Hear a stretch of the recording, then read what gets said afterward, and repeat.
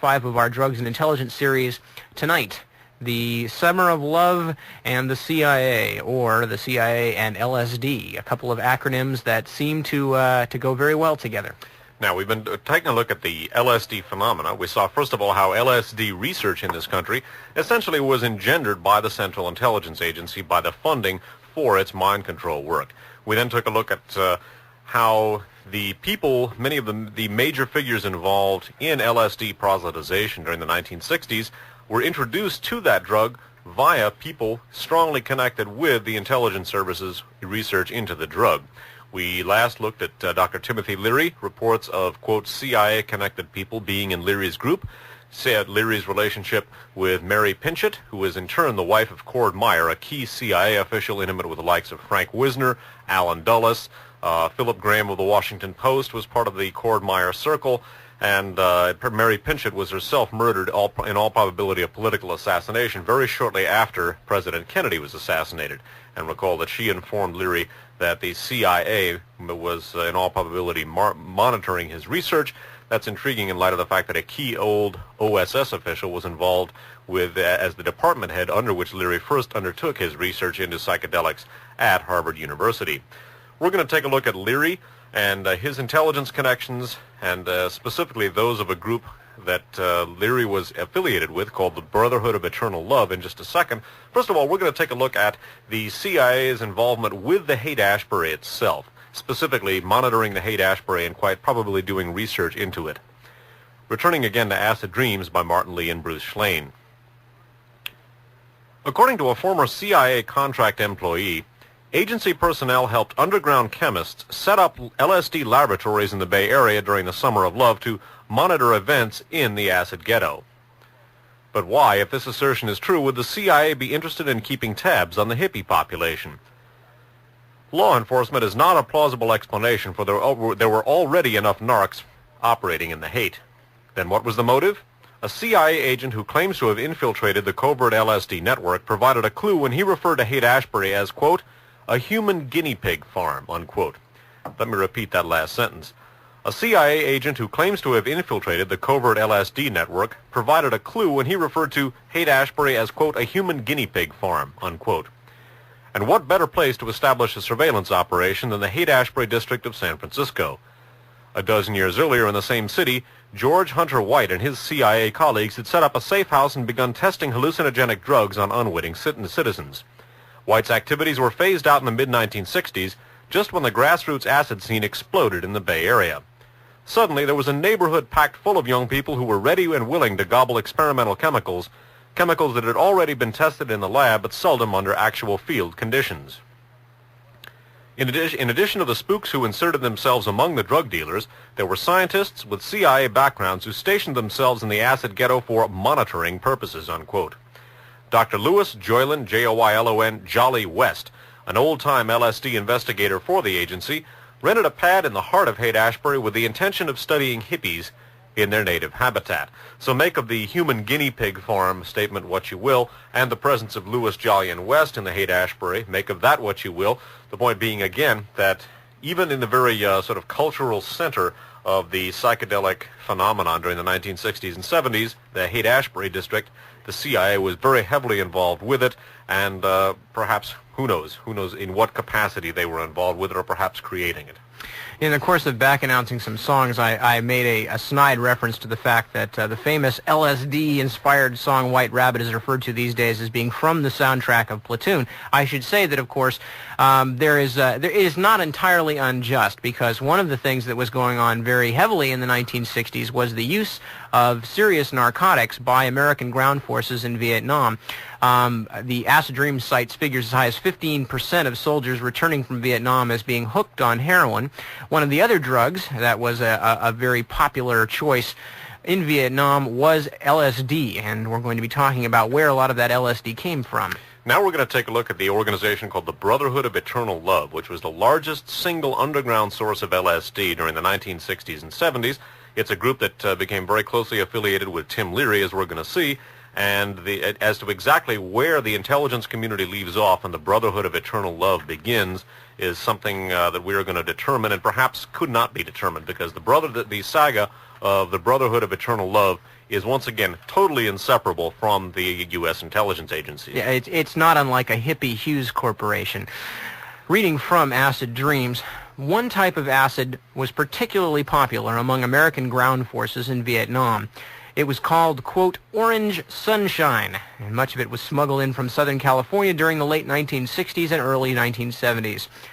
Far from the rice paddies of Southeast Asia, a group known as the Brotherhood of Eternal Love was waging its own holy war of sorts in their tireless efforts to turn the world on to LSD. During their heyday, the Brotherhood ran the world's largest illicit LSD ring. Ironically, their base of operations was Orange County, home turf of Richard Nixon, Disneyland, and the John Birch Society. We will see later if that's actually ironic or not. The saga of the Brotherhood of Eternal Love, Lee and Schlane write, is a bizarre melange of evangelical, starry-eyed hippie dealers, mystic alchemists, and fast money bankers. Federal investigators described them as, quote, a hippie mafia of approximately 750 people that allegedly grossed $200 million. But the Brotherhood's secret network of smugglers lived by a code different from that associated with organized crime. They were fired with idealism, committed to changing the world by disseminating large quantities of psychedelics. At least, that's how it was at the beginning.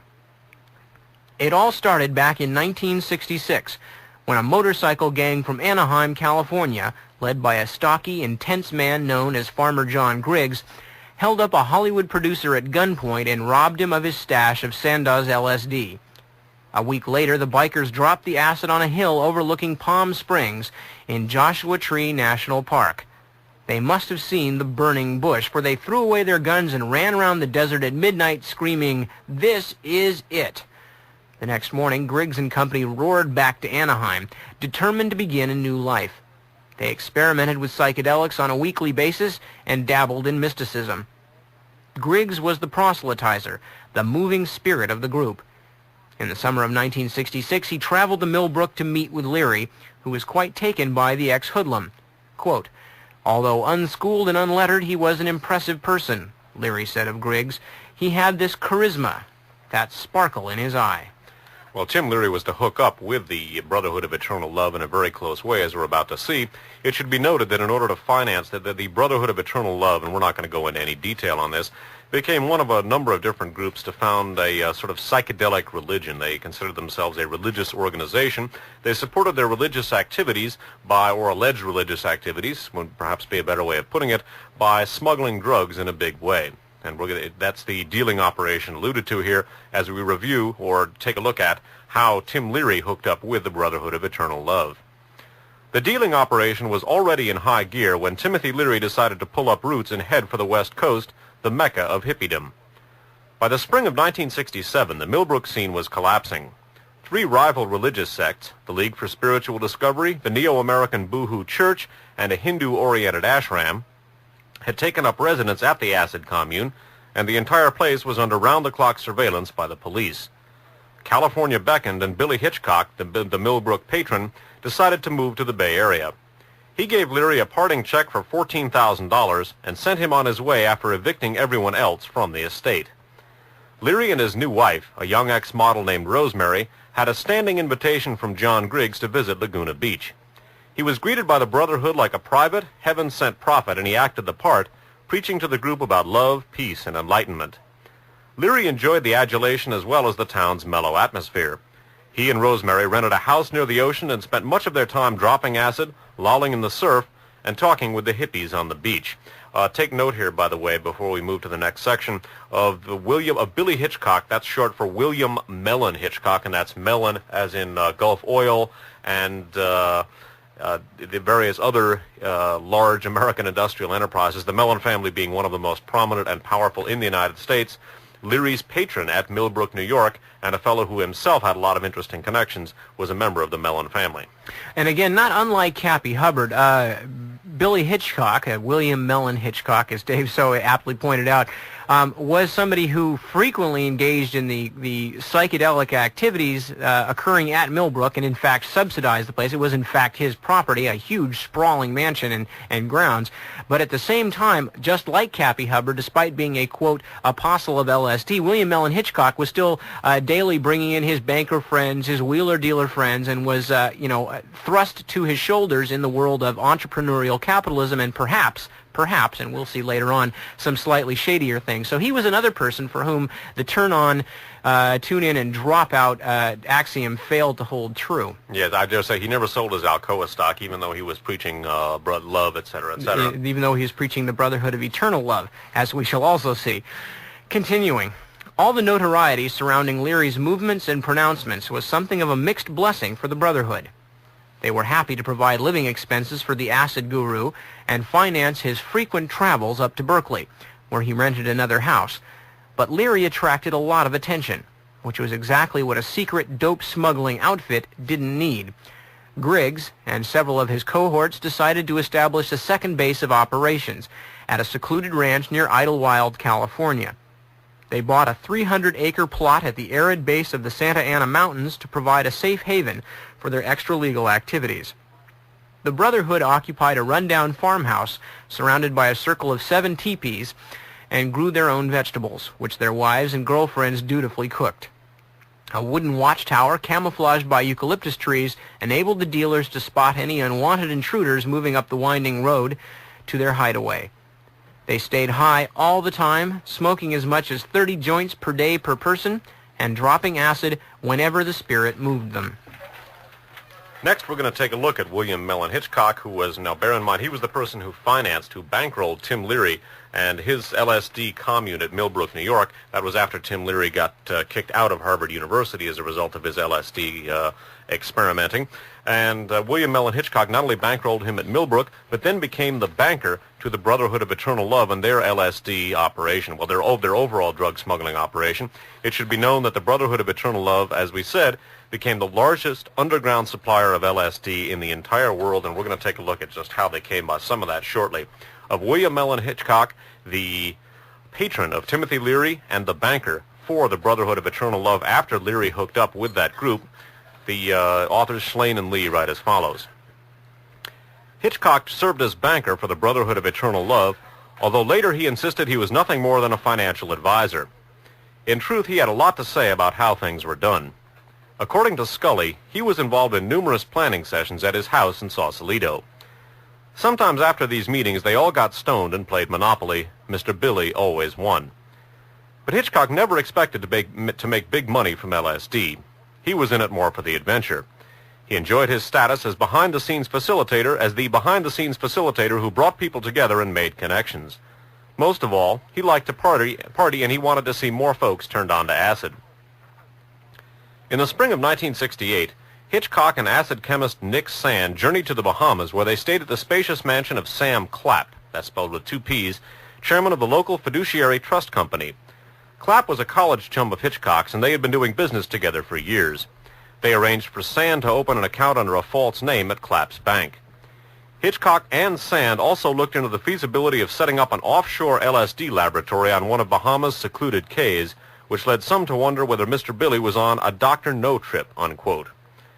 Fiduciary's hermetic banking provisions also appealed to the likes of Bernie Kornfeld and Seymour the Head Lazare, L-A-Z-A-R-E, directors of the Swiss-based Investors Overseas Services, or IOS, a fast money laundry for organized crime, corrupt third-world dictators, wealthy expatriates, and freelance swindlers. We're going to read more about this from a footnote in a second.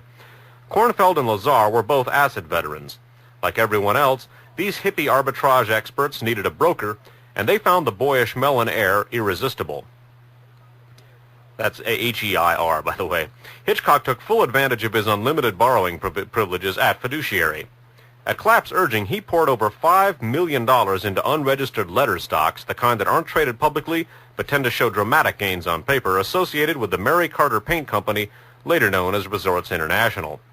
It was the single largest chunk of money raised by Resorts, an organization suspected of having ties to organized crime. We're going to read a footnote about that, too. Resorts International proceeded to build a casino on an exclusive piece of Bahamian real estate called Paradise Island. A star-studded cast was on hand for the grand opening of the gambling spa, complete with tennis courts, swimming pools, albino beaches, and the clear blue waters of the Caribbean. It was New Year's Eve, 1968, and the guest of honor at this gala event was none other than Richard Nixon, who was about to launch a successful bid for the White House. James Crosby, president of Resorts International, contributed $100,000 to Nixon's campaign. Crosby and Bebe Rebozo, Nixon's best friend, mingled with a bevy of movie stars, jet-setters, gangsters, and GOP faithful. Billy Hitchcock was also there, idling among the heavies with drink in hand.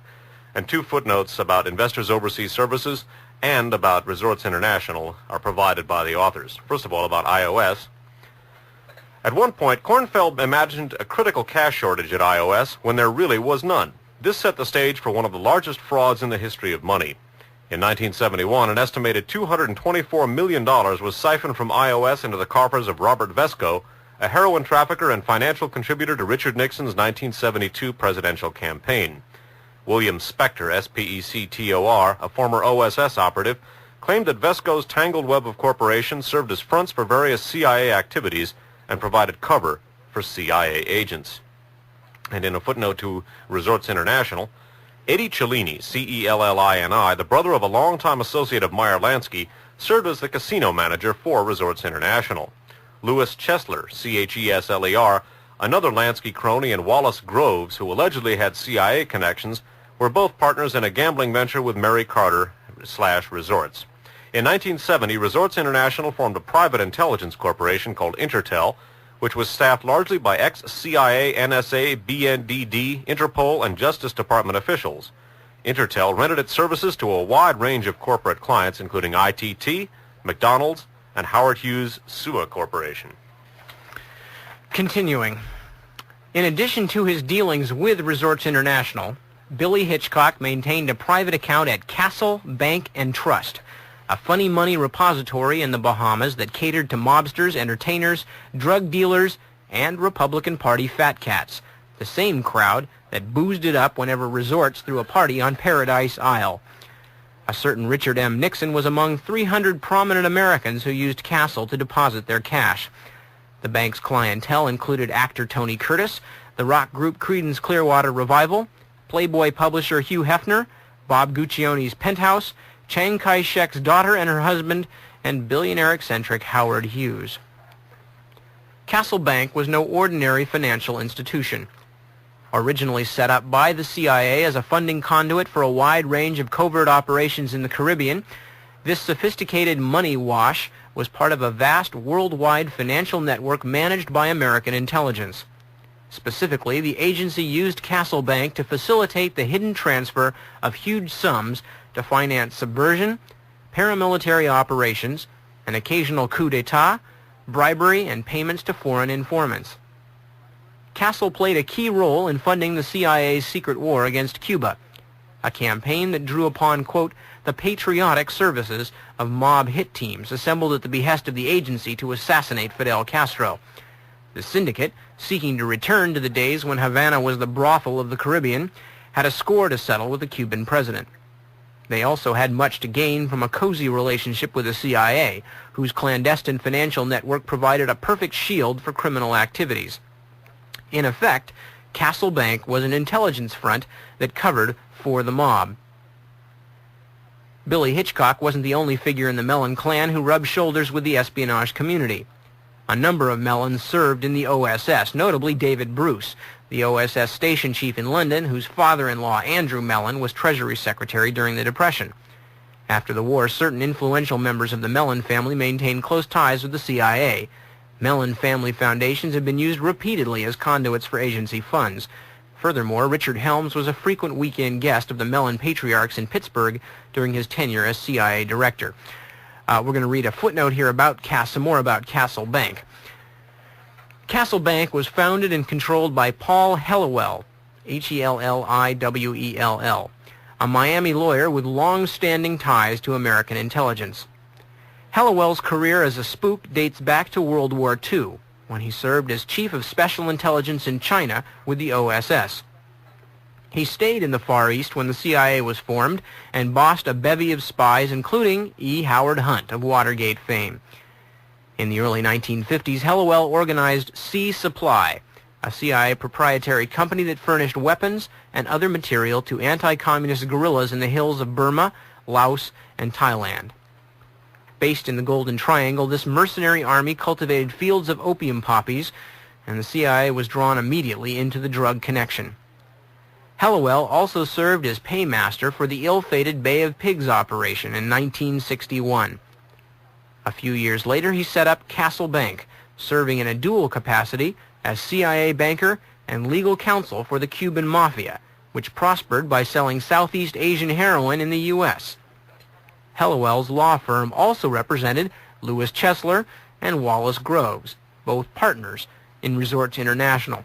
So as always, when we get to working with CIA proprietaries and CIA-allied banks, the connections are so deep and fibrous, as Dave put it, to be virtually inseparable, trying to find out where anything resembling a legitimate or at least an autonomous business leaves off and the CIA and the Mafia begin. So again, the patron of Timothy Leary at Millbrook and the fellow who served as the banker for the Brotherhood of Eternal Love, William Mellon Hitchcock, has numerous intelligence and organized crime connections, banked at CIA and mob-connected institutions, and so the whole question of the financing of the Brotherhood of Eternal Love and to what extent it was involved with the intelligence community is, again, something very important to ask, and food for thought and grounds for further research. Some of that research we're going to do or present to you this evening. Back to the subject of the Brotherhood of Eternal Love, we're going to take a look now at the introduction of a man named Ronald Hadley Stark to the Brotherhood of Eternal Love. This took place in the summer of 1969 when some unpleasant changes were affecting Timothy Leary and the folks at Idlewild, California. Returning again to Acid Dreams. In July of 1969, Charlene Almeida, A-L-M-E-I-D-A, a teenage friend of Leary's daughter, drowned in a pond at the ranch. An autopsy revealed traces of LSD in her blood, provoking a raid by the Riverside County Sheriff. Leary was charged with contributing to the delinquency of a minor, and 5 brothers were sent to jail on pot charges. But the greatest setback occurred in early August when farmer John Griggs took an overdose of PCP. Griggs refused medical assistance as he lay dying in a teepee at Idlewild. "It's just between me and God," he muttered softly before passing away. In the aftermath of Griggs' death, there was a shake-up in the Brotherhood hierarchy. A different breed took over, and their approach to dealing was more competitive and cutthroat than before. Robert Fat Bobby Andrist, A-N-D-R-I-S-T, became the kingpin of the hashish operation. His counterparts in the LSD trade were Michael Boyd Randall and Nick Sand, who controlled a network that included over 30 regional distributors. They unloaded Orange Sunshine in parcels of 80 to 250,000, and the supply was quickly dwindling. Sand wanted to commence another manufacturing run, but he was stymied by a lack of raw materials. Hitchcock's source in Europe had dried up, leaving the brothers in the lurch. It was at this point that a mysterious figure named Ronald Hadley Stark appeared on the scene. The first time anyone heard of Stark was when one of his emissaries turned up in New York to see Hitchcock. The man claimed to represent a large French LSD operation. He was seeking to unload his product through covert channels. Hitchcock, who was then trying to distance himself from the drug trade, directed his visitor to the Brotherhood Ranch. A few weeks later, Stark and his assistant traveled to Idlewild. The brothers were hesitant initially, but after some verbal sparring, Stark proved his sincerity by showing them a kilo of pure LSD. This was a rather impressive credential, to say the least. None of the brothers had ever seen that much acid in one place before. Stark informed them that he had discovered a new quick process of making high-quality LSD. He laid out his plan to turn on the world, not just the West, but the Soviet Union and the communist countries as well. Stark had business contacts with the Japanese mafia, and they could smuggle drugs into the Chinese mainland. He also knew a high-placed Tibetan close to the Dalai Lama. Why not offer him enough LSD to dose all the Chinese troops occupying Tibet? The CIA was then training Tibetan exiles for guerrilla actions in their former homeland, and hallucinogen would come in handy. The brothers dug his rap. "We were definitely very gullible in believing the stuff he told us," Scully said. Continuing. Stark's talent as a raconteur was enhanced by an insatiable appetite for intrigue and deception. He was adept at dropping names, dates, and places that would change depending upon the situation. At various times, he passed himself off as a medical doctor, a gourmet cook, a professional chemist, a collector of fine art. Every story he told was slightly different, and no one knew for certain who he really was. His net worth in 1967 was a paltry $3,000, but a year later he was a millionaire. Stark claimed a relationship to the Whitneys, one of America's richest clans, and attributed his sudden wealth to the deft handling of a family trust fund. Stark maintained an expensive apartment in Greenwich Village and liked to dine at the best restaurants in immaculate three-piece suits. Yet, whenever he visited the Brotherhood Ranch, he put on a smelly jalaba or a rumpled shirt and grease-stained tie. 5'8", with a bulging waistline, high forehead, and thick brooding mustache, he could easily come off as a schlub, but his motley appearance belied a ruthless and cunning intelligence. Although only in his early 30s, Stark spoke 10 languages fluently, including French, German, Italian, Arabic, and Chinese. He was, in short, a genius con artist who could talk circles around just about anybody. Stark presented himself to the brothers as the premier fixer, the man who could get anything done. He came across as someone who really knew his way around the world of international finance, claiming to sit on numerous boards of numerous corporations, some legitimate, others illegitimate, that he alone controlled. He promised to use his connections to help the brothers. Stark warned them that buying real estate openly, as they had done, was much too risky, but his lawyers could remedy the situation by hiding ownership in a maze of shell companies. Before long, he assumed Hitchcock's role as banker and money manager for the brothers' dirty cash. But Stark got much more involved than Hitchcock, overseeing the production end of the LSD operation in addition to the finances. As éminence grise of the psychedelic movement, he had a lot going in his favor, principally a reliable source of raw materials from Czechoslovakia and an excellent manufacturing facility in Paris, which had already produced large quantities of LSD in crystalline form.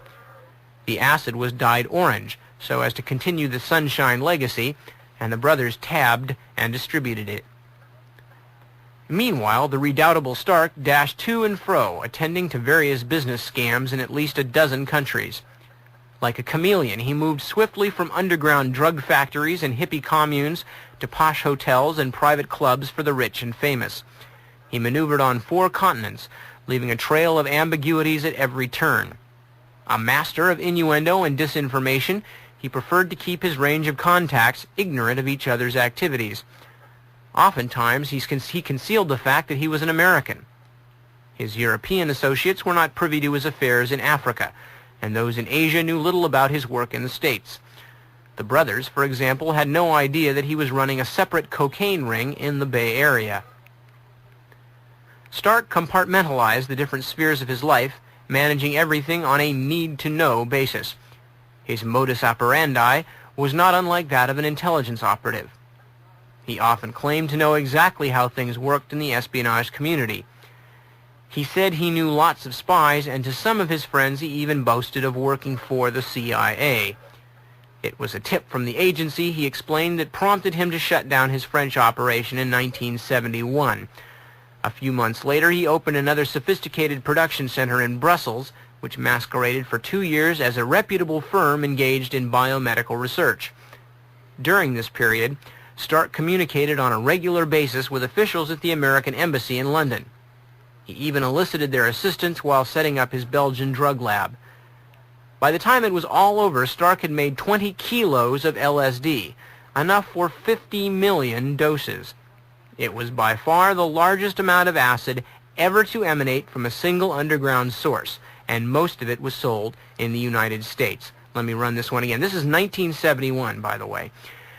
By the time it was all over, Stark had made 20 kilos of LSD, enough for 50 million doses. It was by far the largest amount of acid ever to emanate from a single underground source, and most of it was sold in the United States. So Ron Stark, a man with equally strange political connections as Billy Hitchcock, but with a great deal more mysteriousness in his behavior and movements, throws himself into the middle of the Brotherhood of Eternal Love, takes over the operation, gets involved not only in the money angle but the distribution angle of it, and proceeds to put together 50 million hits of LSD, the largest amount ever distributed. Right, and again, this is a fellow who functions in a manner very reminiscent of the intelligence community, who boasted of having intelligence connections, and that boast appears to be very, very substantive, as we're going to see in an examination, a closer examination of the career of Ronald Hadley Stark. Continuing with Acid Dreams. The fact that Stark was wanted on a drug rap in the U.S. hardly put a damper on his international escapades. He spent much of his time in Italy during the 1970s, cavorting with Sicilian mafiosi, Secret Service officials, and political extremists of the far left and far right. Stark's antics took him far afield. Occasionally, he traveled to the Baalbek region of Lebanon, where he negotiated with a Shiite Muslim sect for shiploads of hashish. Stark claimed to be a business representative of Imam Musa Sadr, a powerful Shiite warlord who controlled vast hashish plantations and a private army of 6,000 men. The area under his dominion was said to include training camps used by the Palestine Liberation Organization and other terrorist groups. Back in Italy, Stark rented a small apartment in Florence, but he rarely stayed there, preferring the posh hotels of Rome, Milan, Bologna, and other cities. By day, he carried on as a smooth and successful businessman. At night, he donned a pair of faded blue jeans and a work shirt and mingled with student radicals and other extremists. Moving in left-wing circles was nothing new for Ronald Stark. He had a knack for popping up wherever trouble was brewing. An American expatriate bumped into him on the streets of Paris during the peak of the Sorbonne uprising in 1968. In London, he frequented the clubs and bars that were hangouts for dissident elements, and he made his first appearance in Milan during the hot autumn of 1969, when massive student demonstrations and labor strikes nearly paralyzed Italy. Furthermore, Stark was tight with the Brotherhood leaders who contributed money to the Weather Underground for Timothy Leary's prison escape. Whatever game Stark was playing took an abrupt turn in February of 1975 when Italian police received an anonymous phone call about a man selling drugs in a hotel in Bologna. A few days later, at the Grand Hotel Baglioni, they arrested a suspect in possession of 4,600 kilos of marijuana, morphine, and cocaine. The suspect carried a British passport bearing the name of Mr. Terence W. Abbott, A-B-B-O-T-T. Italian investigators soon discovered that Mr. Abbott was actually Ronald Stark. Among his belongings was the key to a safe deposit box in Rome that contained documents on the manufacture of LSD and a synthetic version of cocaine. There was also a vial of liquid that scientists could not precisely identify. They figured it was something like LSD. Other items seized by police included letters from a certain Charles C. Adams written on stationery with the letterhead of the American Embassy in London. The messages from Adams, a Foreign Service officer, began with a confidential "Dear Ron" and were addressed to Stark's drug laboratory in Brussels, which had been raided in the fall of 1972 by a team of American agents. If Stark's contacts with the American Embassy personnel were difficult to fathom, then his association with some of Italy's most notorious terrorists was equally curious. In the spring of 1976, while he was being held in Don Bosco prison in Pisa, Stark befriended Renato Curcio, C-U-R-C-I-O, a top leader of the Red Brigades that had stalked Italy since the early 1970s. Curcio and his radical cohorts apparently had no idea that Stark was an American when they took him into their confidence. As soon as he succeeded in penetrating the underground terrorist network, Stark asked prison officials to arrange a meeting with the chief prosecutor of Pisa. He said that Curcio had told him of a plot to assassinate Judge Francesco Cocco of Genoa, who was scheduled to preside over a trial of 50 Red Brigadesmen. There was also talk of abducting a prominent Italian politician who lived in Rome. In June of 1976, Judge Cocco was murdered just as Stark predicted. Aldo Moro, 5 times Italy's premier, may have been the other victim. Stark's name would later surface in connection with the Moro kidnapping and execution. Before we go on, we might mention that, of course, the Aldo Moro killing and execution, as with so many of these other things, are things we've talked about at great length. The Red Brigades, remember, that we're talking about are an organization that we have found out that were actually founded by Licio Gelli, the arch-fascist Grand Master of the Italian Propaganda Due Masonic Lodge, which was not really a Masonic lodge, but a secret shadow fascist government of Italy comprising a large number of Italy's leading intelligence, military, political, and banking figures. You will notice again that for a man who is supposedly just a kind of a wild cowboy drug dealer and con man, Ronald Hadley Stark has a lot of very important friends on the slightly more conservative side of the political spectrum. Right, and one of the things that's interesting about Ronald Stark, and we're going to go into his Italian doings at great length here with an essay by Jonathan Marshall, one of the interesting things about Stark is his contacts with the ultra-left and the ultra-right. One of the things we looked at in our 5-part Radio Free America series about the P2 Lodge in Italian politics was the P2-related Italian Secret Service's habits of controlling terrorism on both the right and the left, one of the major features of the Stefano Della Chia-inspired strategy of tension, and it's worth evaluating Ronald Stark here in the context of the 5-part series Radio Free America's 17 through 21 on the Mediterranean merry-go-round. Continuing from where Dave left off in Acid Dreams. Transferred to a jail in Bologna, Stark continued to expand his terrorist contacts. During this period, he received a steady flow of visitors from the British and American consulates. Curiously, the U.S. government never pressed for his extradition, even though he was wanted on drug charges related to the Brotherhood of Eternal Love. Stark also communicated on a regular basis with representatives of the Libyan Diplomatic Corps and had a series of meetings with Italian Secret Service personnel. Documents show that he was in direct contact with General Vito Miceli, M-I-C-E-L-I, who received $800,000 from the CIA during the early 1970s while serving as chief of Italian military intelligence. Miceli was later implicated in a series of neo-fascist coup attempts in Italy.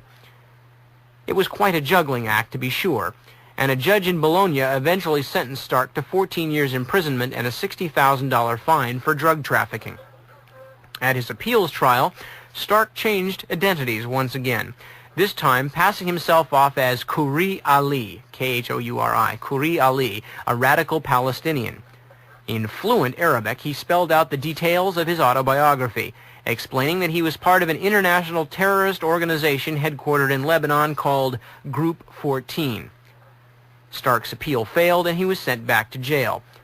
But Italian police took a renewed interest in his case after they captured Enrique Paghera, another terrorist leader who knew Stark. At the time of his arrest, Paghera was holding a hand-drawn map of a PLO camp in Lebanon. The map, Paghera confessed, had come from Stark, who also provided a coded letter of introduction.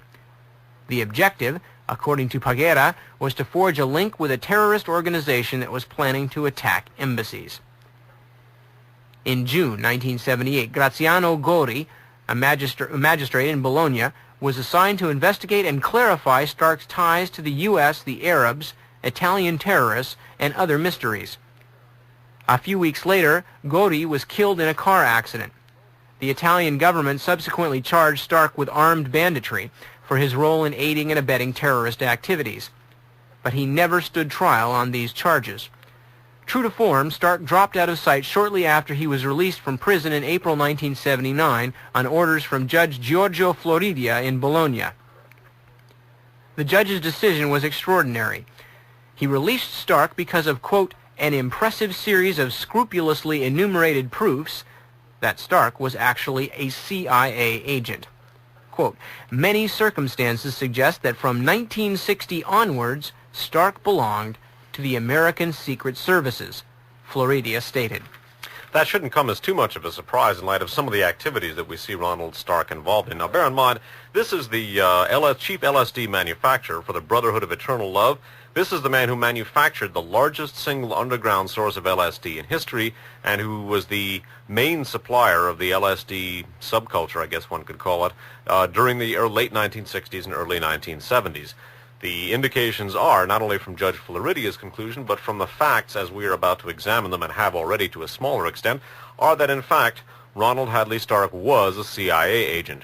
It's interesting that he should be connected to members of the Libyan Diplomatic Corps. Of course, we've looked at the Libyan situation at great length in various past archive shows, particularly those in connection with the Turple Wilson team and in connection with the Olympics massacre. It's also interesting that he should be buddies of General Vito Miceli. Miceli is a key member of the P2 Lodge, also an Italian parliamentary representative for the MSI, the Movimento Sociale Italiano, which is the Italian Fascist Party. The nominal head of the MSI at the last word we had was a fellow named Vittorio Mussolini. And if the last name rings a bell, it's because he is the son of Il Duce. Now, this is an interesting fellow to be hanging around with Ronald Hadley Stark, and as we're going to see, Stark had a lot of other very, very interesting friends. His Middle Eastern connections are interesting. It's interesting, too, that Judge Graziano Gori, who was investigating Stark's ties to the United States, Arabs, and Italian terrorists, should die in an automobile accident. During our 5-part series on Italian politics, the P2, the shooting of the Pope, etc., we took a look at the large number of Italian magistrates who either were killed or were almost killed when they began looking into one aspect or another of the fascist activities of Licio Gelli's P2 Lodge. Indeed. And the Middle Eastern activities, well, it's all very reminiscent of that whole series of I guess you'd have to call them gray agents like Turple Wilson et al., who are obviously doing the CIA's bidding. They are obviously doing things that are useful to the CIA, all under the cloak of anonymity, of being private businessmen, but time and time again, with the contacts in the right places, in the high places, and time again, they are doing what they are supposed to do to further the CIA's aims, but then, of course, they have complete deniability. And the difference here is that instead of talking about the normal arms shipments and assassinations, we're talking about somebody who basically supplied a large portion of the American drug culture that is thought of by most people as being an indigenous part of the resistance to the American right wing in this country.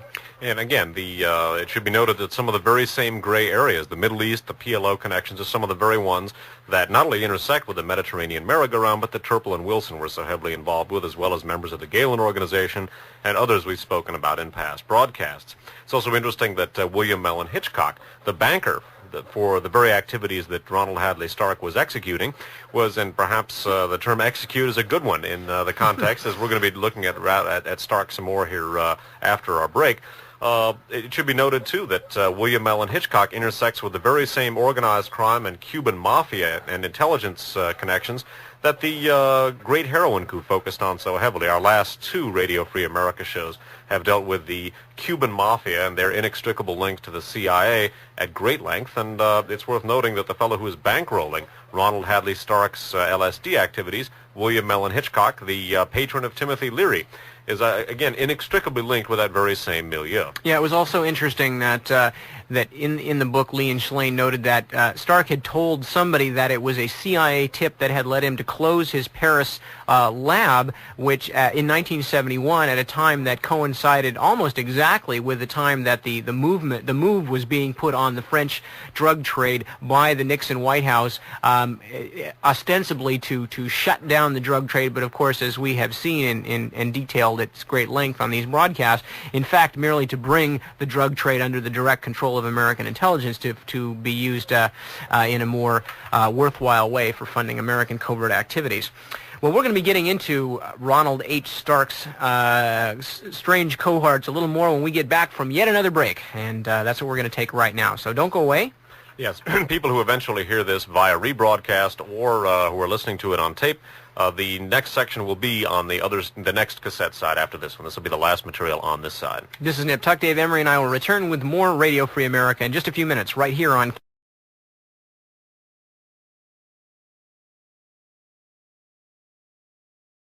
and in many ways the sort of black underside of the Brotherhood of Eternal Love, a man who almost single-handedly put together the largest shipment for U.S. distribution of acid in history, and who, as we saw briefly at the end of the last part of the broadcast, it was also affiliated with more fascists than you could shake a stick at if you had a real big stick. And we're going to discuss a little further Ron Stark's strange bedfellows. Indeed, and again, remember, this is the largest supplier of underground LSD in the United States. Now, resuming here with our discussion of Ronald Hadley Stark, the manufacturer for the Brotherhood of Eternal Love, bankrolled by William Mellon Hitchcock, closely affiliated with Timothy Leary. And for our further information on the career of Ronald Hadley Stark, we're going to deal with an essay, we're going to read, actually, almost in its entirety, an essay called The Strange Career of Ronald Hadley Stark. This is authored by Jonathan Marshall, currently the editorial page editor of the Oakland Tribune and one of the principal researchers in this field. And again, his essay is called The Strange Career of Ronald Hadley Stark. Name, Ronald Hadley Stark. Occupation, drug chemist and smuggler. Sidelines, intelligence agent, terrorist. Characteristics, 5 foot 6 inches, 180 pounds, chestnut eyes, born April 30th in USA. Fluent in 9 languages, including Chinese and Arabic. Exceptional competence with explosives. FBI number 812020E. And then the rest of the notations I don't understand. I believe that's his social security number. I'm not going to bother with that. Marshall continues, who was this man? To this day, no one but Stark himself knows for sure. A convicted smuggler, an associate of the highest-ranking Italian terrorists, both left and right, suspected of involvement with the CIA and Italian intelligence. Stark remains an extraordinary international enigma, despite years of investigation by authorities on both sides of the Atlantic. The following account of his life pulls together most of what is publicly known about his career. But first, a word of warning. Stark claims that, quote, 95% of what is written about me is absolutely false, unquote. The paper trail on Stark begins with his first entry in an FBI file on the 24th of September 1962 for filing a false declaration to gain a U.S. government position. Characteristically, however, the facts of the case, and even whether Stark served time in prison, have been lost, despite later efforts by the DEA to track them down. Stark left the United States for Europe in the late 1960s. He helped set up the British and French ends of the Brotherhood of Eternal Love, a pro-drug propaganda and smuggling organization founded by Timothy Leary, which had strong links to the Weathermen. The American end supplied money. The European side manufactured extraordinary quantities of LSD, hundreds of millions of dollars worth, and shipped it illicitly to the U.S. beginning around 1968. In 1969, Stark recruited into his LSD operation one Richard Kemp, a British chemist and, quote, political extremist intent on causing revolution by widespread distribution of LSD to the youth of Britain. Even then, some associates suspected Stark of working for the CIA. Continuing with Marshall's essay. In November 1971, he opened a research chemistry lab in Belgium, a front for illicit drug manufacturing. His equipment, which cost $300,000, was paid for out of a Swiss account. The lab was closed in October 1974. In 1972 and 1973, he invested $100,000 in 2 drug factories in California. The umbrella for his operation was a Liechtenstein company called 4-Star Establishment, which also owned a ranch in California used by Timothy Leary as a residence. Investigating his case was the U.S. narcotics agent Thomas Angioletti, and we'll go back to Angioletti in a second, who reported as early as 1971 that Stark had, quote, opened a laboratory to investigate producing LSD. In 1973, he was indicted in California on drug charges, but no extradition request was ever sent. At the trial, defense attorneys for the Brotherhood of Eternal Love remarked on Stark's multiple identity. They entered a document citing different witnesses who knew Stark previously as a doctor, a chemist, a millionaire, and as a secret agent of the U.S. government. By the way, the U.S. narcotics agent Thomas Angioletti investigating Stark's case, according to Marshall's footnote, Angioletti was the agent who, quote, ran Syrian Guns for Drugs kingpin and Banco Ambrosiano intimate Henri Arsène. Arsène had business dealings with, among others, Sicilian mafia boss Gerlando Alberti and the Red Brigades. We should mention real quickly about Arsène that those of you who did not get to hear the Mediterranean Merry-Go-Round shows known in the RFA archives as the Who Shot the Pope series, that Henri Arsène is a very important person. He headed up the world's largest guns for drugs network known as STIBAM, S-T-I-B-A-M. At the same time, he was being run, as they mention, as a DEA agent. The DEA even helped Arsène to obtain quantities of illicit chemicals for various purposes. Now, STIBAM was intimately connected with the Banco Ambrosiano, the largest Italian private bank, run by Roberto Calvi, who was a member of Licio Gelli's P2 Masonic Lodge Front for a Fascist Government. Roberto Calvi himself, a fascist banker, an intimate of Michele Sindona, another man with connections both to the fascist milieu and also the CIA. And Henri Arsene's Operation Stee-Bomb operated directly with Banco Ambrosiano and the P2 to further the political aims of the P2's essentially fascist bankers, military men, intelligence officials who had permeated every rank of Italian government. And they ran operations all over the world on behalf of fascist politics, propping up fascist governments, starting fascist insurrections in countries that were governed by non-fascists. And all of this was supported to a large extent by Stee-Bomb's guns and drugs operation. So we have, just by perhaps a strange coincidence, the man investigating Ron Stark for the DEA is also the man who just happened to run Henri Arsene, the Syrian drug lord who was heading up the operation that worked so very closely with the same Italian fascists that Ron Stark just happened to be in close contact with. Also worked very closely with U.S. intelligence, and there's considerable question as to whether the Stee-Bomb arms for drugs ring was involved with the Iran-Contra arms arms operation. We're going to be talking about that in our Radio Free America series about that. By the way, the information about Angeletti, his relationship with Arsene, and Stee-Bomb's connections not only to the shooting of the Pope but also to American and Western intelligence, we covered that in Radio Free America shows numbers 20 and 25. Continuing with Marshall's essay. Official investigations of the Brotherhood of Eternal Love network continued in the U.S. and Great Britain into the late 1970s.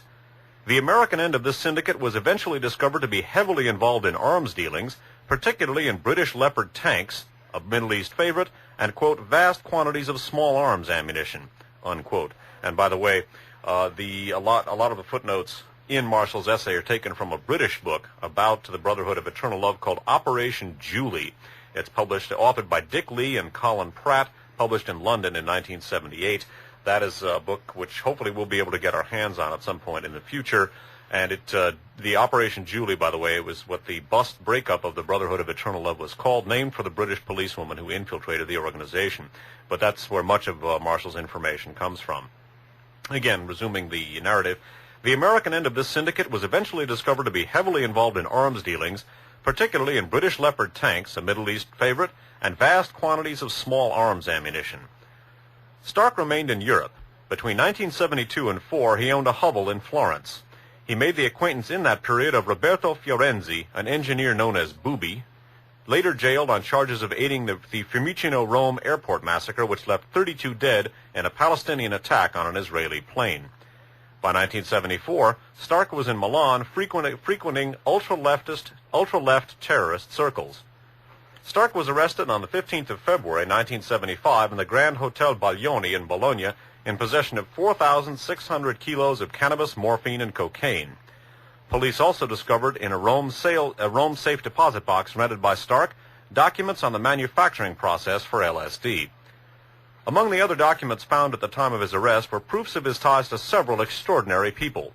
The ex-president of Ente Mineriano Siciliano, Graziano Verzato, V-E-R-Z-O-T-T-O, the former Sicilian Christian Democratic leader Salvatore Lima, L-I-M-A, the Black Prince Aliati di Montereale, and that's M-O-N-T-E-R-E-A-L-E, and the ex-head of the Italian intelligence agency SID, Vito Michelli.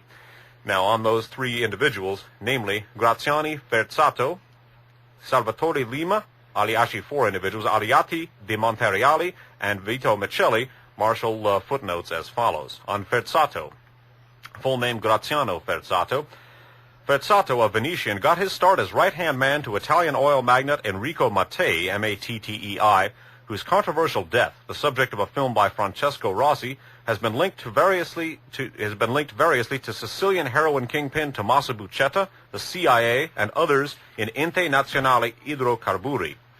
Verzato went on to become regional secretary of the Christian Democratic Party with a power base in Syracuse. Then, after Mattei's death, he became a senator and head of EMS.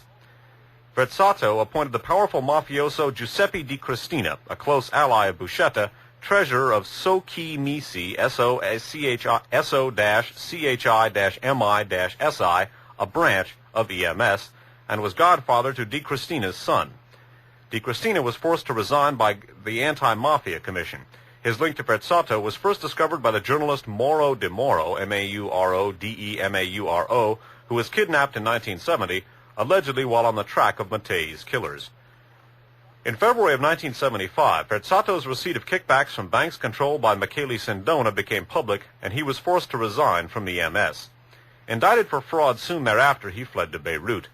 He has been the target of assassination attempts, apparently by Di Cristina's gang, which feared he would testify about Di Cristina's siphoning off of EMS deposits with Sindona. And then he cites a couple of sources, including Luigi D'Afonso, St. Peter's banker, which we dealt with at great length in Radio Free America's 17 through 21. And of Salvatore Lima, the Italian Christian Democratic leader, Marshall writes as follows. Lima began his public career as organizer of sports and games for the DC, that's the Christian Democratic Party, in Palermo. He became mayor of the Sicilian capital in 1958. During his first 4 years in office, 80% of all building contracts went to frontmen for mafia leader Angelo La Barbera, B-A-R-B-E-R-A, later killed by Buscetta, who ensured Lima's election and handled his security. In 1967, he became deputy secretary of the D.C. for Sicily. And of the Black Prince, so-called, Alliata de Montereali, Marshall writes, born in Rio de Janeiro in 1921, the Sicilian Mason Giovanni Francesco Alliata de Montereali was a monarchist, dropped from the army in 1946 for refusing to swear loyalty to the Republic. One of his allies during these days of monarchist agitation was the American Admiral Ellery Stone, head of the Allied Control Commission in Italy, who hailed from IT&T. It was Stone who directed James Angleton, then of OSS, to rescue fascist Decima Mas leader Prince Valerio Borghese from a death sentence ordered by the partisans. That's Decima Mas was a fascist organization in immediate post-World War II Italy, headed up by Prince Borghese, who we dealt with at great length in our five-part series about Italian and Vatican politics. In 1970, Borghese would attempt to overthrow Italian democracy, allegedly with U.S. support. And by the way, interrupting again, that support was more than alleged. The Pike Committee investigating CIA misdeeds disclosed that Michele Sindona, the aforementioned P2 banker, was the conduit for CIA funds channeled to the so-called strategy of tension terrorist attacks, including the aforementioned Fiumicino Airport massacre, and that was aided by a man named Fiorenzi, Roberto Fiorenzi, another of Stark's intimates in Italy. Continuing with a footnote. Another ally was Edgardo Sogno, S-O-G-N-O, whose Pace a Libertà was CIA-funded, who, like Alliata, would later be linked to the Rose de Venti coup plots against the Italian government. In 1974, an arrest warrant was issued against Alliata for political conspiracy. Note the role of fiat money in these plots, a link to Libya. Interrupting once again, the Rose de Venti coup group, involving, among others, Vito Miceli and Michele Sindona, was assisted not only by Borghese, but also was receiving arms from Otto Skorzeny. We talked about that in RFA number 19. Continuing, Alliata was elected to Parliament in 1948 after helping to mastermind the massacre of leftist peasants by mafia-backed Sicilian bandit Salvatore Giuliano. He stayed in Parliament until 1960. In later years, he was a member of the PSDI. In the late 1960s, he frequented Malta and Libya. He was tied through Antonio De Angelis to the pro-Deo movement of Andrew Felix Morlian, M-O-R-L-I-O-N, widely regarded as having CIA and CFAR ties. CFAR was an Italian intelligence service. Alliata was a leader in the Grand Lodge of Italy, Piazza del Gesù, reborn 1952, along with Francesco Bellantonio, B-E-L-L-A-N-T-O-N-I-O, brother-in-law of P2 member and Rose de Venti plotter Michele Sindona.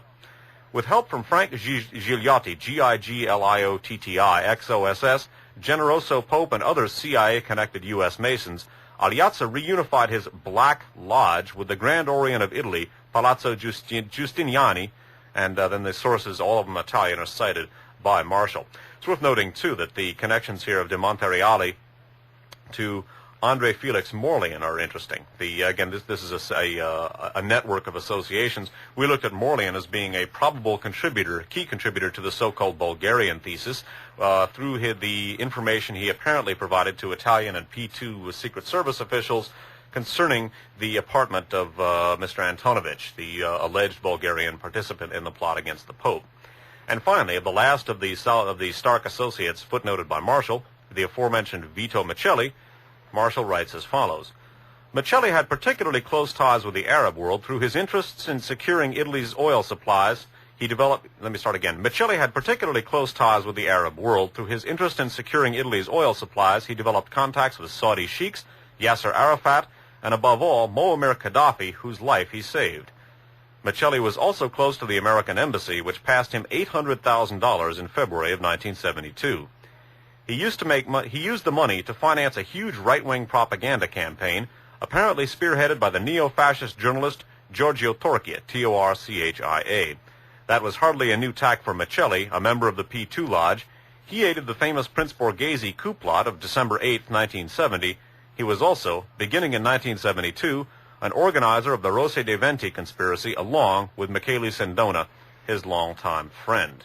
So the thing that's intriguing here is that we find Ronald Hadley Stark up to his eyeballs with the very milieu that we examined in our Mediterranean merry-go-round series. Thomas Angeletti, Borghese, Vito Miceli et al. And the reason that we're reading the footnotes here and the detail that Marshall provides about these associates, we don't want to damn anybody by association, but on the other hand, when someone spends all of their time associating with Italian fascists, U.S. intelligence officers, coup plotters, and so forth, it's difficult to avoid the conclusion that he was of like mind. All right, continuing with the description not only of who the people that Stark associated with, but the kinds of things that they were involved in. Through Verzotto, Stark apparently also knew Bernardino Andreola, ex-commando in Decima Mas, Prince Borghese's die-hard fascist squad formed near the end of World War II, who tried to infiltrate Giangiacomo Feltrinelli's nascent left terrorist group in 1968 to 1969. These figures have in common roots in a Sicilian, mafia, fascist, P2, Masonic, and Libyan milieu. Note that Gaddafi was a strong financial backer of fascist causes in the early 1970s, and also of Sicilian separatist movements such as those advanced by banker Michele Sindona and Michele Papa, later of Billy Carter fame. Arrested with Stark were the engineer Fiorenzi and one Franco Buda, who, fearing he would be implicated in something too big, informed the instructing judge of Stark's and Fiorenzi's ties to the perpetrators of the notorious Fiumicino Airport massacre. Buda said that Fiorenzi had safe-housed at his villa in Siracusa one of the organizers of the plot, at the request of a Sicilian who held a high post in the armed forces, raising suspicions that General Vito Miceli himself had been responsible. Fiorenzi's name has also come up in connection with the neo-fascist Italicus train bombing.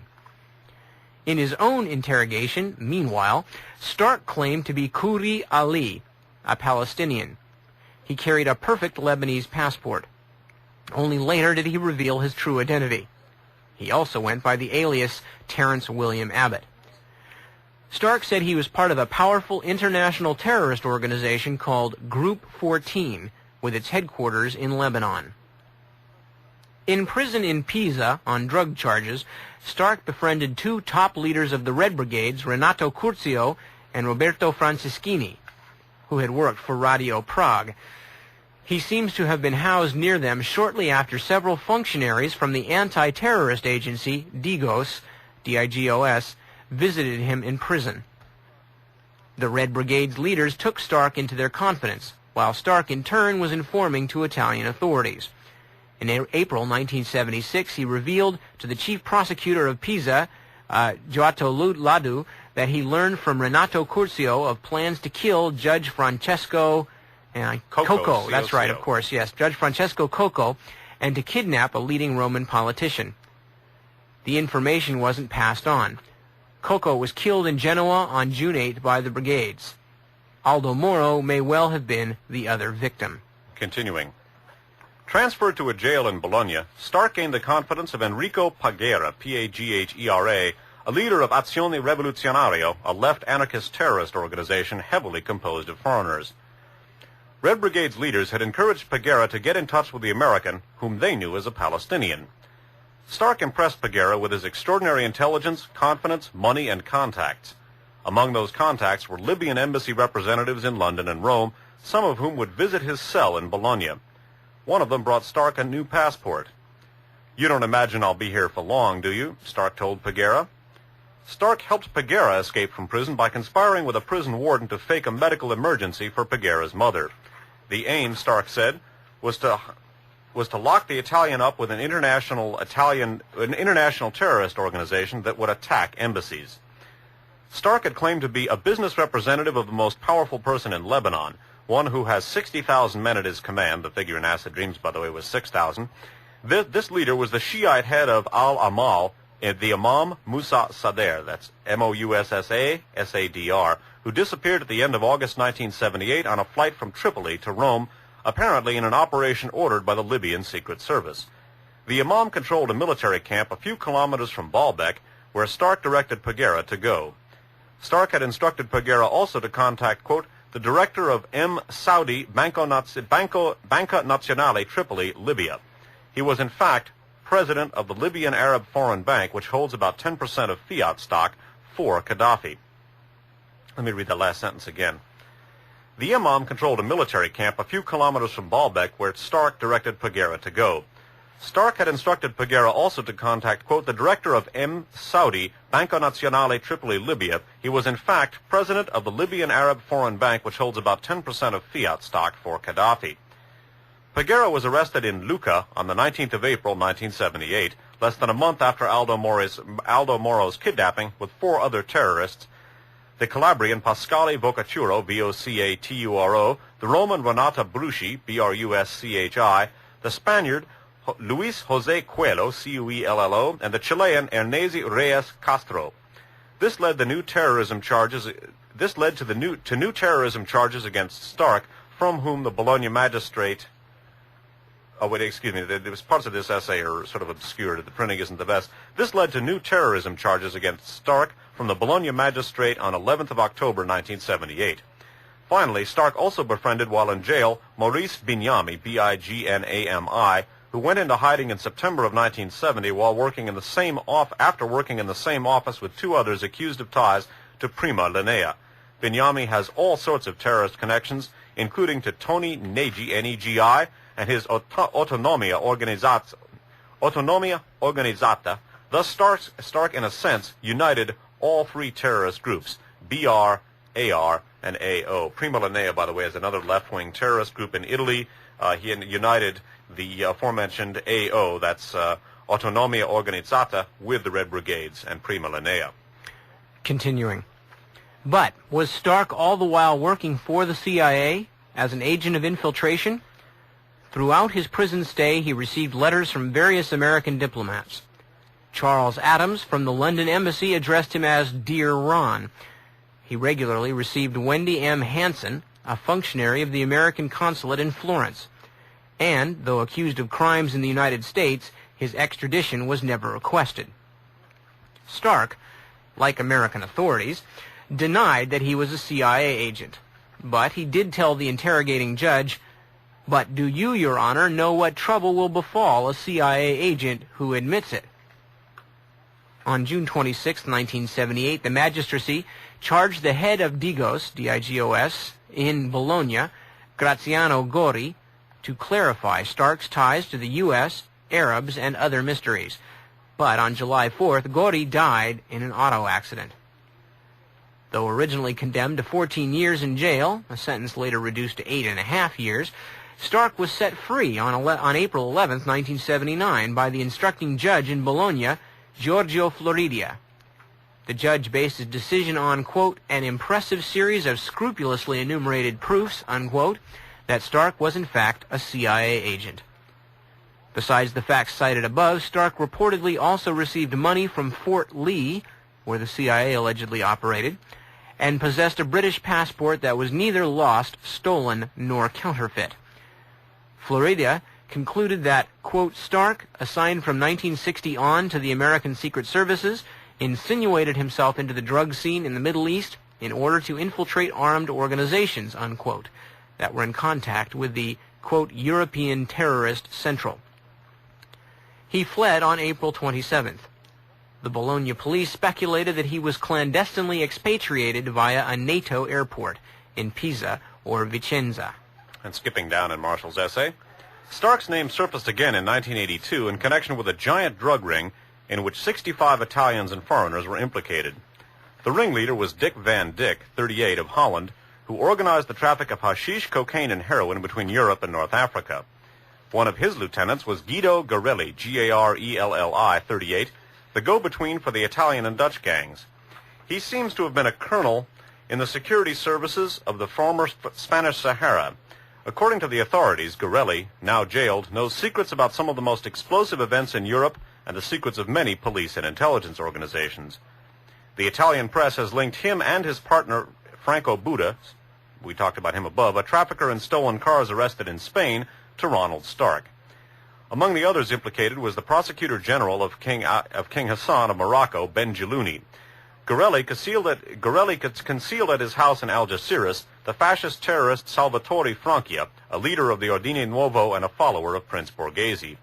Angelo Angeli, A-N-G-E-L-I, a leader of Squadre Azioni Mussolini, who acquired 250 kilos of hashish, and other wanted rightists. So again, reading that last sentence again as it's sort of complicated. Among the others implicated was the Prosecutor General of King Hassan of Morocco, Ben Jalouni. Garelli concealed at his house in Algeciras the fascist terrorist Salvatore Francia, a leader of the Ordine Nuovo and a follower of Prince Borghese, Angelo Angeli, a leader of Squadre Azioni Mussolini, who acquired 250 kilos of hashish, and other wanted rightists. Stark ended up in a Dutch jail on charges of drug trafficking and illegally using a radio transmitter. Then he was quietly expelled to the United States, where he was granted bail in San Francisco prior to standing trial on the drug charges stemming from the 1973 Brotherhood of Eternal Love case. But Stark never did stand trial. The Justice Department, claiming that too many years had passed to prosecute the case, dropped charges in December of 1982, or maybe perhaps it's 83, it's cut off here. The whole matter was handled so discreetly that the press never caught wind of his return. So, again, the importance of this man is that he was not only the manufacturer for the Brotherhood of Eternal Love, with all of their interesting connections to Tim Leary and William Mellon Hitchcock. This fellow was the largest single supplier of underground LSD in history. And as I think one would say, certainly was an interesting fellow, and the chances of his not being a U.S. intelligence agent, I think, are absolutely remote. And again, note how far we've come from the notion of peace and love and some of the ideals expressed by the psychedelic counterculture. We find now that the trail winds up not only with arms trafficking, which the American end of the Brotherhood of Eternal Love was heavily involved in, but with the very same milieu which we looked at in our Mediterranean merry-go-round. And echoing the statement I made earlier in the broadcast, if that's your idea of peace and love, I'd hate to see your idea of war and hate. Speaking of the scions of the LSD experience, one of the most important we discussed earlier in the broadcast was Timothy Leary. At the same time that Ron Stark was moving his laboratories around Europe and hobnobbing with the fat cats of the European fascist and intelligence milieu, Timothy Leary had gone to Algiers in Africa to hang out with Eldridge Cleaver, and among other things proposed to Eldridge Cleaver the idea of putting on a series of radio broadcasts entitled none other than Radio Free America, interestingly enough.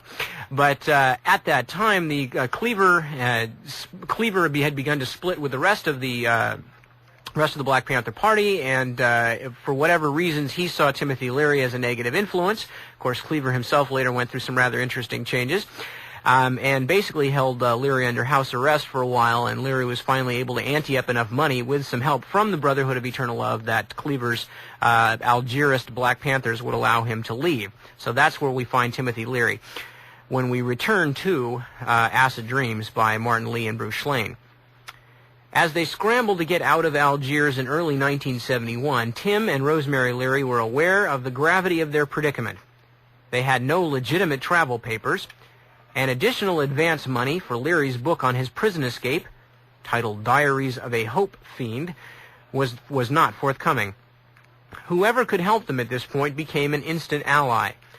A British woman employed as a stringer for Newsweek introduced the Learys to a well-educated Algerian bureaucrat named Ali, who made no bones about his association with the CIA. Ali promised to arrange exit visas for them. Rosemary wondered if they could trust such a man. Quote, "He's liberal, CIA," Tim assured her, and that's the best mafia you can deal with in the 20th century, unquote. The fugitive couple fled to Switzerland, hoping to obtain political asylum. Leary spent the first 6 weeks in jail while Swiss officials reviewed his case. Life behind bars was relatively pleasant, thanks to a mysterious benefactor named Michel Gustave Auchard, spelled H-A-U-C-H-A-R-D, who provided Leary with fine wine and assorted delicacies during his incarceration. Described by Leary as a tall, silver-haired gun runner, Auchard had strong enough lines into the Swiss council to secure Leary's release from prison. He also had the funds to bankroll Leary in the high style to which he had become accustomed. Leary nicknamed him Goldfinger, and accepted an invitation to stay in Lausanne at his luxury penthouse with an exquisite view of the lake. So that's an interesting person for Tim Leary to have received assistance from while he was in prison. It's also interesting that he would make the comment about this fellow Ali, that he was liberal CIA, and that's the best mafia you can deal with in the 20th century. And again, bear in mind Ronald Hadley Stark, William Mellon Hitchcock, and the other intelligence connections to the Brotherhood of Eternal Love. Remember earlier our talking about Mary Pinchot or Pinchot and her apparent death at the hands of the quote liberal CIA wing at the very same time that she was having frequent contacts with Timothy Leary over the subject of LSD, and wonder where Timothy Leary got the idea that the liberal CIA was the best mafia that you could find to hang out with in the 20th century. It's also worth noting that Philip Graham of the Washington Post was interned at Chestnut Lodge after beginning to become disenchanted with the Operation Mockingbird, the CIA's habit of using and recruiting journalists. And shortly after being Chestnut Lodge was where Dr. Frank Olson was incarcerated, described as a sort of a mental hospital for former CIA agents staffed by CIA people. And just after coming out of Chestnut Lodge, Philip Graham blew his brains out. And the lawyer for his estate was Edward Bennett Williams, who represented Richard Helms, who oversaw MKULTRA. And it's an interesting series of associations worth noting here. Just as we see Ronald Hadley Stark intersecting so heavily with the Mediterranean merry-go-round, we see that Timothy Leary intersects rather heavily with some of the old-line Anglo-Saxon Protestants hooked up with the core, one could say, of the CIA, because now the CIA is a somewhat different organization than it was at the very beginning. An interesting thought, and something which is going to kick off the last part of our discussion concerning the CIA and LSD, was provided on the Brotherhood of Love by Henrik Kruger. This, of course, comes from The Great Heroin Coup by Henrik Kruger, subtitled Drugs, Intelligence, and International Fascism, published in softcover by the South End Press of Boston, copyright 1988, and incidentally edited by Jonathan Marshall. Of the Brotherhood of Eternal Love, there's an interesting footnote in The Great Heroin Coup by Kruger. Somewhere among Robert Vesco's memorabilia floats the strange affair of the Brotherhood of Love. Through it, thousands of potential activists were stoned for years on LSD, and enormous profits from the sale of tablets were reinvested through the Investors Overseas Service-Controlled Fiduciary Trust Company. And the thing that's kind of key at the last part of our discussion is that interesting comment by Kruger that through the Brotherhood of Eternal Love, which as we've seen is heavily involved with the intelligence community, where the intelligence community leaves off and it begins is, at least to a certain extent, sort of an academic distinction. And the question being here, if indeed the Brotherhood of Eternal Love was basically, at least in its later stages, an intelligence operation, and its massive intersection with the intelligence community, its involvement in the arms trade, suggests that, what motivation would there be for such an activity on the part of CIA? Bear in mind the other critical ways in which the intelligence services generated the flow of LSD into American society.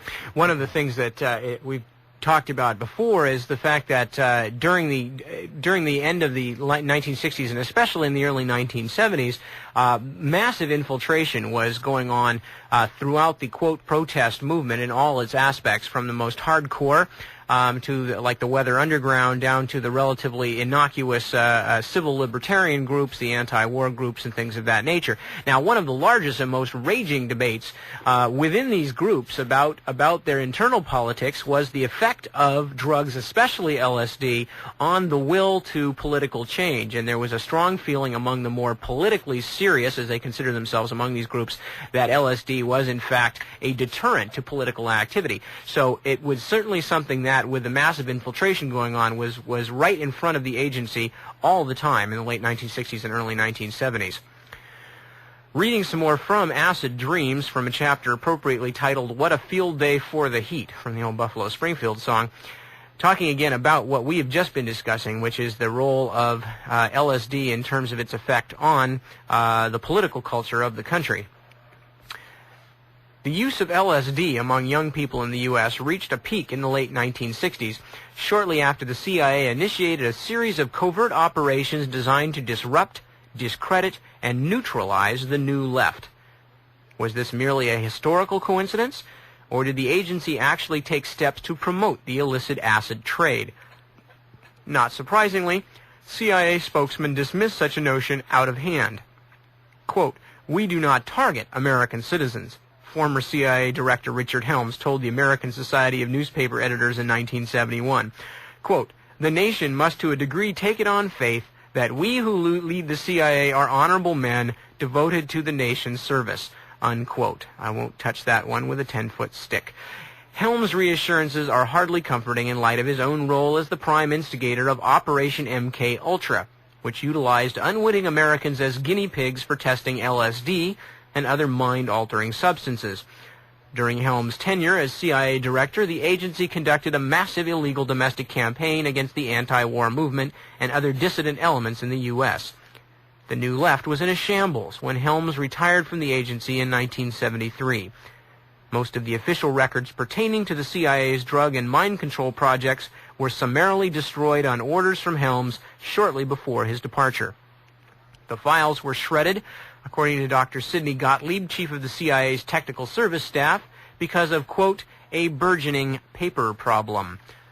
Lost in the process were numerous documents concerning the operational employment of hallucinogenic drugs, including all existing copies of a classified CIA manual titled, quote, "LSD, Some Unpsychedelic Implications," unquote. What was Helms trying to hide? The wholesale destruction of these memoranda suggests there may have been a lot more to the CIA's LSD program than the revelations that came to light during the post-Watergate house cleaning of the mid-1970s. Of course, it's highly improbable that the CIA would ever have drawn up a, quote, "smoking gun" document describing the details of a plot to dump millions of hits of acid on the black market. Reading again from Acid Dreams. An Italian parliamentary commission recently issued a lengthy report on domestic terrorism that included a section called The Case of Ronald Stark, unquote. The commission asserted that Stark was an adventurer who was used by the CIA, but proof as to exactly when his espionage exploits begin is hard to pin down. If Stark was connected to the CIA from 1960 on, as Judge Floridia suggested, then the entire Brotherhood operation with its far-flung smuggling and financial networks must be reinterpreted. Continuing. It could have been that he was employed, quote, "It could have been that he was employed by an American intelligence agency that just wanted to see more psychedelic drugs on the street," Scully acknowledged. Then again, he might have tricked the CIA just like he fooled everyone else, unquote. That should be taken with a grain of salt. Yes. Reflecting upon the 60s, a surprising number of counterculture veterans endorsed the notion that the CIA disseminated street acid en masse so as to deflate the political potency of the youth rebellion. Quote, "LSD makes people less competent," contends William Burroughs. "You can see their motivation for turning people on. Very often it's not necessary to give it more than just a little push. Make it available, and the news media takes it up, and there it is. They don't have to stick their necks out very much." Burroughs was one of the first to suspect that the acid craze of the 1960s might have been a manipulated phenomenon, an opinion shared by John Sinclair, the former White Panther leader, who once sang the praises of LSD as a revolutionary drug. Quote, "It makes perfect sense to me," Sinclair stated. "We thought at the time that as a result of our LSD-inspired activities, great things would happen. And of course, it didn't. They were up there moving that stuff around," I just cut that word, "down on the street, nobody knew what was going on," unquote. And again, bear in mind Henry Kruger's his rumination that thousands of potential activists were kept stoned on LSD. An interesting comment on the effects of LSD by the CIA is recalled here in Acid Dreams. As one CIA document instructed, quote, "Whatever reduces integrative capacity may serve to increase the possibility of an individual being overwhelmed by frustrations and conflicts hitherto managed successfully, unquote. So that essentially is something to mull over as we evaluate possibly why the CIA might have been interested in distributing LSD to its political opponents. In this case, elements of the anti-war movement and New Left. Okay, now another section from Acid Dreams. They're talking about the fact that when LSD was first introduced into the above-ground culture, in many places, specifically in Europe, that it was used as a form of therapy for basically aiding people with what they call psychoexploration, with true psychiatric therapy. But then they're contrasting that with what happened in the United States and in Canada, in North America. A different approach, right, Lee and Schlane, a different approach caught on more quickly in Canada and the United States. Psychedelic therapy, developed by Captain Al Hubbard and popularized by Dr. Humphrey Osmond, was geared toward achieving a mystical or conversion experience. The procedure involved high dosages of LSD, precluding any possibility that the patient's ego defenses could withstand psychic dissolution. Now, that's a key phrase right there. The procedure involving high dosages of LSD precluding any possibility that the patient's ego defenses could withstand psychic dissolution. Well, folks, I don't think anybody out there has to have psychic dissolution explained to them. This is not disillusion, but dissolution, meaning to dissolve the psyche. And again, recalling the other CIA assessment of LSD, and bear in mind that Humphrey Osmond worked with some of the CIA's researchers. He was part of the CIA-funded and supervised LSD research project. Al Hubbard, of course, the Johnny Appleseed of LSD, a lifelong U.S. intelligence agent. And bear repeating these phrases from the CIA document. Whatever reduces integrative capacity may serve to increase the possibility of an individual being overwhelmed by frustrations and conflicts hitherto managed successfully. Something to think about as a possible motive for the CIA spreading this drug into society. Returning again to Timothy Leary. The use of acid in a recreational context is a far cry from how the LSD pioneers of the 1950s, both the spies and the doctors, originally envisioned its future. It was Timothy Leary who first spoke of LSD in terms of hedonic engineering, unquote. He promoted acid as a sacrament of play, the drug of homo ludens. The American people today are quantum jumps more sophisticated, Leary said recently, about consciousness, about the nervous system, about self-actualization and self-indulgence, about pleasure being itself a reward. Pleasure is now the #1 industry in this country. Recreational travel, entertainment, sensory indulgence. There's no question about that being #1. Now that was my goal. And again, one should think about Leary's comments and think about the notion of LSD inclining one toward mystical conversion and so forth, and ask yourself, and it's something we obviously don't have the answer to, but to what extent the CIA's field research on LSD led them to conclude that by promoting LSD use, it would propel a society in this direction, not only propelling people in the direction of mysticism and recalling our work on cults and mind control and the CIA's mind control program, specifically Radio Free America shows 6 and 7, and also thinking about the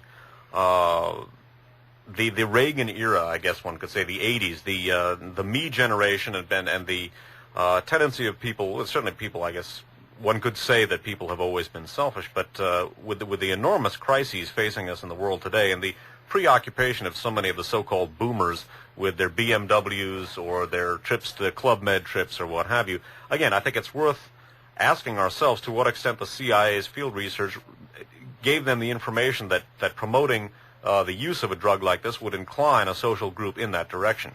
One who has studied history, even one who hasn't studied history, is quite familiar with the idea that during the height of the sort of savage plutocracy of the Roman Empire, that the populace was kept entertained by, in the famous phrase, bread and circuses. So possibly what we're seeing here is the creative use of a rye bread fungus to help people to make their own mental circuses. Before we finish up, Nip, let me change the cassette so that people can get this. For those people who eventually hear a rebroadcast or hear this on tape, this will be the last information on this side. We will conclude the broadcast on the next cassette side.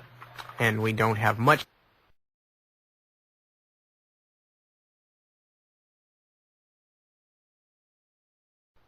And then we are continuing the last segment here of tonight's Radio Free America, number 28. talking about Timothy Leary's rather intriguing comment that a man who once said that he was going to remake the consciousness of society now says that his goal was to get people interested in recreational travel, entertainment, and sensory indulgence. That was his goal, he now claims. So rather interesting. Whether or not he could be said to have achieved it, I'd say that his goal has been realized. Yes, somebody or something or some set of conditions have certainly brought our society to that point. Yeah, or most of us acting together. Mm-hmm. Okay, continuing on, a little bit more about Dr. Tim. Tim and Joanna, who was his second wife, I believe, split up as soon as he was released from jail. This is in 1976. That's Joanna Harcourt Smith, who yes. broke up his second marriage. That's right, exactly. She left for the island of Grenada and points beyond. Her confidant, Dennis Martino, died of an apparent drug overdose in Spain in 1975. It wasn't long before Leary turned up on the college lecture circuit, hyping space migration and life extension with the same zeal he once displayed for psychedelics. I might put in parentheses, he's now hyping computer programs for self-realization. His next venue was nightclubs, where he performed as a stand-up philosopher, a self-described cheerleader for change. It was soft stuff by 60s standards, but Leary still managed to stir up controversy in his public and private life. They don't mention it here. One of the ways that he managed to stir up controversy in his public life was by appearing in a series of staged, quote, debates with G. Gordon Liddy, one of the famous arch-fascists of our time. We'll be talking about that in just a sec. It was soft stuff. When he appeared as a guest on a TV talk show, Art Linkletter called the station. Linkletter, whose 20-year-old daughter committed suicide in the mid-1960s, blames Leary and LSD for her death. In February 1979, Leary showed up at, quote, an LSD reunion in Los Angeles, hosted by Dr. Oscar Janiger. An animated discussion ensued among the 30 psychedelic pioneers who attended this private gathering. Dr. Humphrey Osmond and Laura Huxley were there, along with Sidney Cohen, John Lilly, Willis Harman, and Nick Purcell. The legendary Captain Al Hubbard, Cappy Hubbard, then 77 years of age, swaggered into Janiger's home wearing his security uniform with a pistol and a bandolier around his hip. "Oh, Al, I owe everything to you," Leary greeted the captain. "The Galactic Center sent you down just at the right moment." To which Hubbard responded, "You sure as heck played your part." It was the last time most of them would see the captain, for he died a few years later, not long after receiving a card from President Reagan wishing him a happy birthday. And of Tim Leary, of course, that is the Johnny Appleseed of LSD. One wonders why Ronald Reagan would wish him anything. That's not the usual sort of company Ronald Reagan would keep, one might think. Of course, as we've looked at in this 5-part series about the intelligence community and narcotics, and concluding tonight with LSD, it is absolutely impossible to separate out our national security establishment from the drug epidemic which President Reagan has been so vociferous in condemning. Continuing with Tim Leary and his post-LSD career, a few years later, he went on tour with his old nemesis, G. Gordon Liddy. Both men had come a long way since the Millbrook days, when Liddy first made a name for himself by arresting the high priest of LSD. Liddy went on to work for CREEP, Committee to Re-elect the President in Washington, serving as a plumber and hatchet man for Nixon. In this capacity, he proposed dosing columnist Jack Anderson and other enemies of the Nixon administration with an LSD-like substance. After doing time for his involvement in the Watergate break-in, he gladly teamed up with Leary for a tongue-in-cheek debate that caricatured their former roles. So, as to what one would make of Tim Leary and the entire LSD experience, again, I think as with Tim Leary, as with LSD, where the intelligence community leaves off and he begins is something of an academic decision to make. Well, that brings us to an end, the information section of the broadcast tonight, and to the end of this particular Radio Free America mini-series on drugs and intelligence. What we're going to do before we go out the door and before we share one last psychedelic music experience with you is we're going to give you some information on where you can get a hold of these tapes if you were unable to record tonight's broadcast, or if you are interested in getting some back broadcasts that you may not have been able to tape before. All of our archive shows are available from a tape duplication service called DAVCore. That's spelled D-A-V as in Victor, K-O-R-E. They're located at Suite 1300D, as in DAVCore, Space Park Way, 3 words, just like it sounds. That's in Mountain View, California, and the zip code is 94043. The phone number is area code 415-969-3030. 969-3030. Write or phone to the attention of Paul. Once again, Davcourt, Suite 1300D, Space Parkway, 3 words just like it sounds, Mountain View, California, 94043. The phone number, area code 415-969-3030. Write or phone to the attention of Paul. And neither Nip nor myself nor this station makes any money off of this operation. This is simply intended FYI, for your information. That's right. And the book that we used in such a large amount tonight was, again, Acid Dreams by Martin Lee and Bruce Schlain, Shlain.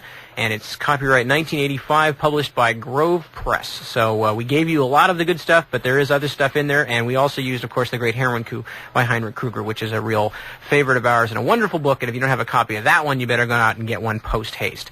So with that, unless you have some finishing comments? No, I just, we've sort of been playing with a sense of bitter irony, a lot of the musical hits that became very popular during the so-called psychedelic era.